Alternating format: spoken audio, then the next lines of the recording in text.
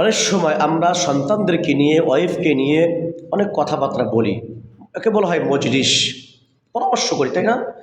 এই কথাবার্তার মধ্যে অনেক সময় অহেতুক কথা বের হয়ে যায়, গালিগালাজ বের হয়ে যায়, অথবা কোনো মিটিংয়ের মধ্যে অনেক কথা আমরা বলে ফেলাই, গালিগালাজ হোক, অনর্থক কথাও বলে ফেলাই।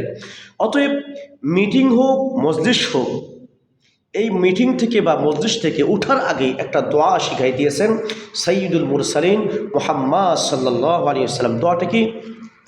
সুবহানাকা আল্লাহুম্মা ওয়া বিহামদিকা আশহাদু আল্লা ইলাহা ইল্লা আনতা আস্তাগফিরুকা ওয়া আতুবু ইলাইক।